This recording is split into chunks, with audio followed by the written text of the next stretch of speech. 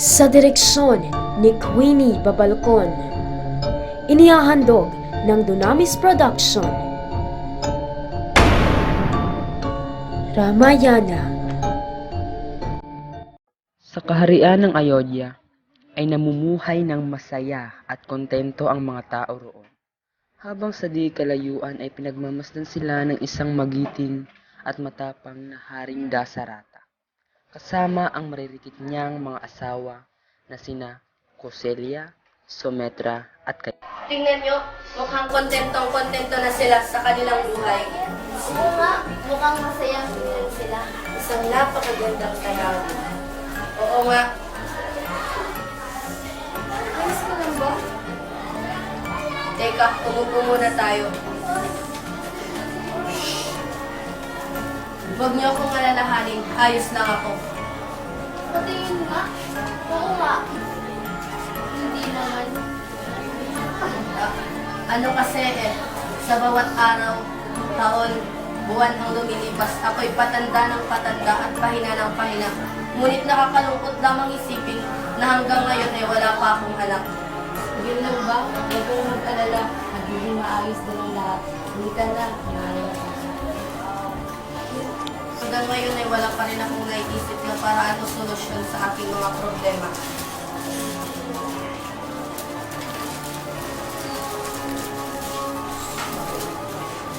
Aking kaibigan, huwag ka nang malungkot. Maging positibo ka lang sa lahat ng bagay at malalaman mo. Salamat aking kaibigan. Ako'y nagagalak sapagkat ako'y iyong dinalaw.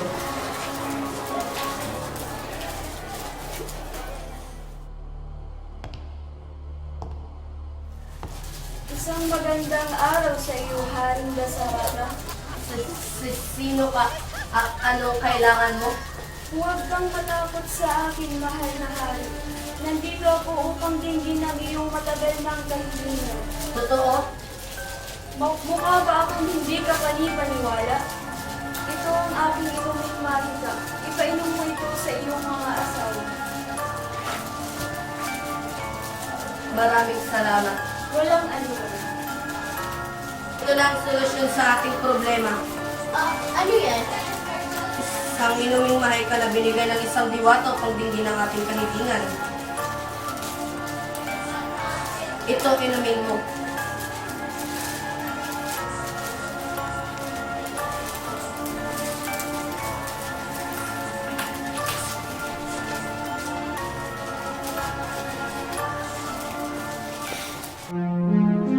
Ilang araw at buwan ang lumipas. Sobrang tagal ng kanilang paghihintay. At sa wakas, ang tatlong reyna ay nagsilang ng 4 na lalaking sanggol na napakalusog. Masayang masaya ang hari sa pangyayari dahil hindi sila binigo ng diwata. Lumipas ang 16 na taon. Ang 4 na prinsipe ay lumaki ng may respeto sa kanilang mga guro at lalong-lalo na sa mga nakakatanda.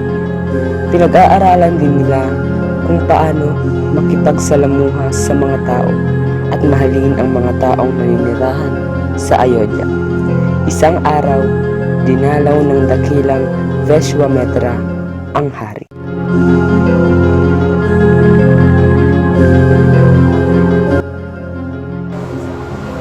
Mahal kong kaibigan, nais ko sanang humingi ng tulong sa iyo. Ano yung tapat ko, kaibigang Vishwamitra? Nais ko sanang isama si Rama at Lakshman sa kagubatan ng Gandhaka upang makapiligtan kami laban sa isang makapangyarihang halina. Mahal kong kaibigan, ayaw ko sanang sumang-ayon sa pakiusap mo. Pero alang-alang sa ating pagkakaibigan, ako'y pumapayag na isama mo si Rama at Lakshman. Rama, Lakshman, halika kayo. Paalam, kaibigan. Mag-iingat kayo, mahal kong mga anak.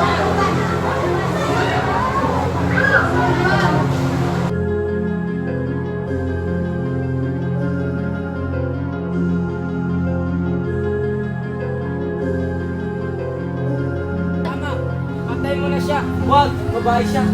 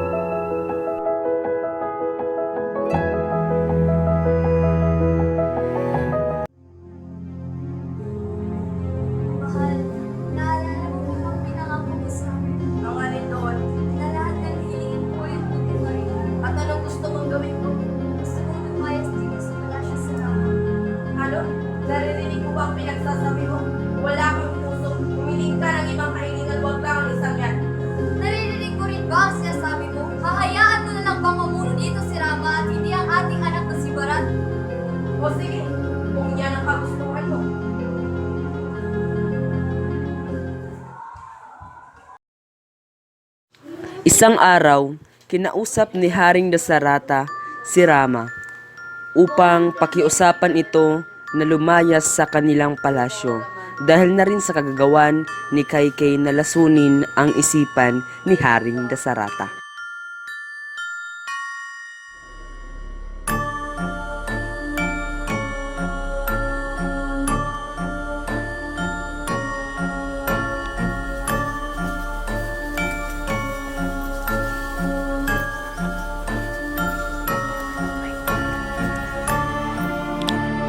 Habang naglalakbay si Rama upang maghanap ng kanilang matutuluyan, ay siya namang paghihirap ni Haring Dasarata hanggang sa hindi nakayanin ng kanyang katawan at tuluyan ng talikuran ang daigdig.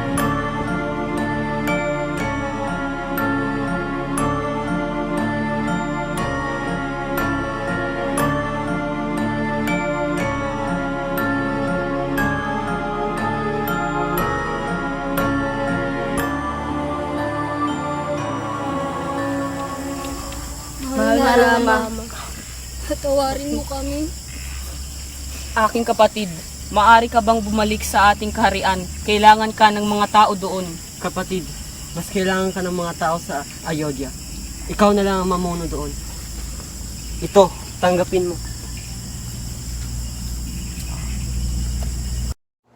Isang araw, si Supernaka na isang demonyita ay namasyal sa gubatan ng Dandaka. Nang makita niya si Rama, mukhang napusuan niya ito kagad kaya nagpalitan niya siya at gumawa ng plano.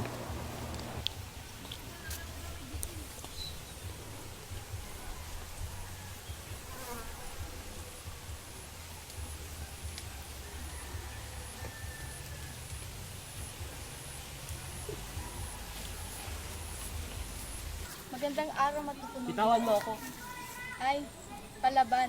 Yan ang gusto ko. Kahit ano pang sabihin mo, kilala ko kung ano ka. Paano? Halika, sumama ka sa akin. Sino siya? Siya si... Shh! Ako na lang magpapakilala sa sarili ko. Ako si Supernaka, ang pinakamagandang babae sa buong mundo. Oh, nandito ka na pala. Sino ka? Ako lang naman ang asawa ng minamahal mo. Halika dito. Bitawan ako! Sandali. Huwag mo siyang tulungan, Sita. Ko! Sinaktan nila ako! Sino nanakit sa'yo? Sila Rama! Mga kawal! Alam mo ba, mahal kong kapatid, may napakandang binibini doon. Napakaganda! Oo, ang pangalan niya ay si Sita. Ano po yan, mahal na hari? Saktan nyo ang lahat na nandun, maliban ng isang magandang binibini. Masusunod, mahal na hari. Sita, magiging akin ka rin, Sita! Ha ha ha ha! Tia Marica, Anong may paglilingkod ko sa iyo, mahal kong pamangkin? maaari mo ba akong tulungan mapaibig si Sita? Matutupad ang iyong kahilingan, mahal kong pamangkin. Tutulungan ko siya. Huwag kang lalabas sa bilog na to hanggat hindi ako nakakabalik. Nagutom na ako. Tao po! May tao ba dyan? Gutom na talaga. Wala akong makitang tao. Binibini? Mabuti na lang nandito ka. Pwede ba akong makahingi ng isang taunti lamang na pagkain? Gutom na talaga ako kanina pa. Teka lang, kukuha lang ako ng pagkain. Mabuti na lang. Aray! Anong nandito ngunit napakatalim, napakasakit. Ano bang linagay dito? Ito yung pagkain. Maraming salamat, Binibini. Napakasarap nito. Ngunit, anong laman nito? Tingnan mo doon, Binibini. Napakaganda pala ng iyong... Sino ka? Huwag kang matakot, Binibini. Siya ang aming hari. Ang pangalan niya ay si Ravana. Huwag kang matakot, Binibini. Dadalhin lang kita sa aking kaharian. Ngunit, hindi ako Halika na, Binibini. Wag!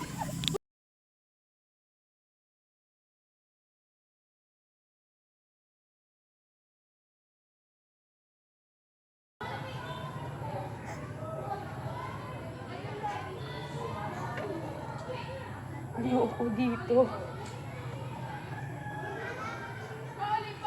Natakot na ako.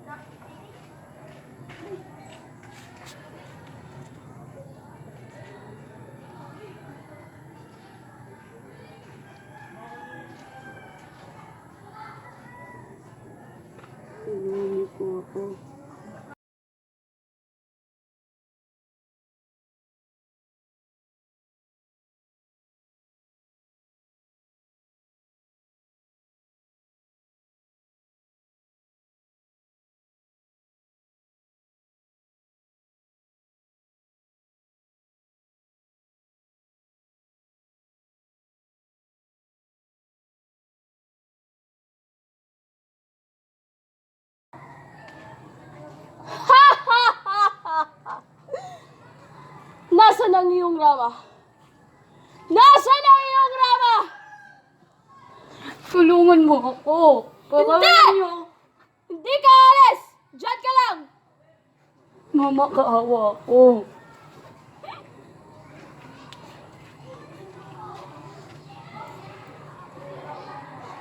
Pakahalin mo ako rito.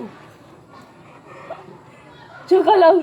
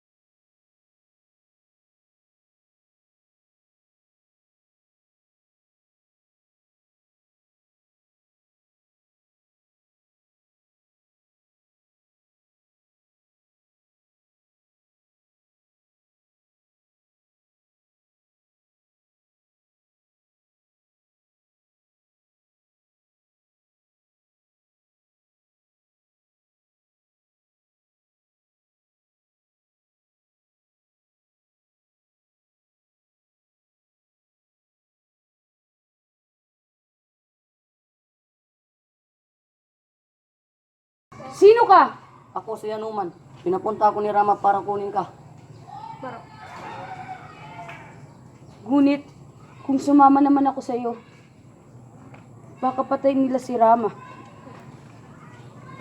Isasakripisyo ko na lang ang aking kalagayahan. Mabuhay lang siya. Ngunit, ito ang singsing. Ibigay mo ito sa kanya. At sabihin mo, mahal na mahal ko siya. At mag-iingat siya. Makakarating, mahal na Sita. Mahal na Sita, may nakalimutan akong ibigay sa iyo. Pinabibigay ni Rama. Tanda ng pagmamahal niya sa iyo. Salamat. Mag-iingat ka. Sino ka? Bitawan mo ako! Wag! Bakal! Wag niyo siyang sasaktan! Wag! Wag!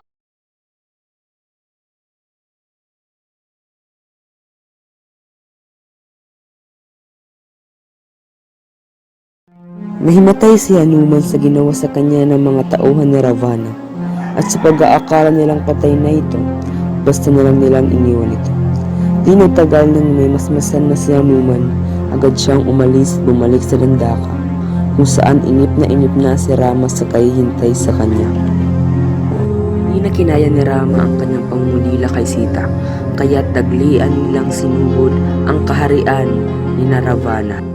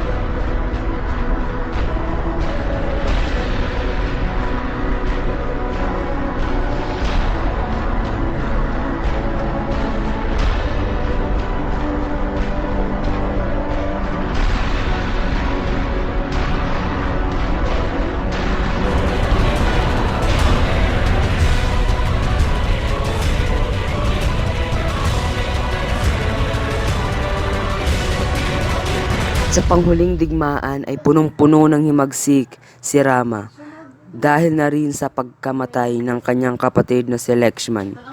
Kaya't walang nagawa si Ravana kundi tanggapin ang kanyang kamatayan. Masayang bumalik sa kaharian ng Ayodhya ang dalawa, sina Rama at si Sita. Buong puso silang tinanggap ng mga kapatid nito maging ng mga nasasakupan ng kaharian ng Ayodhya.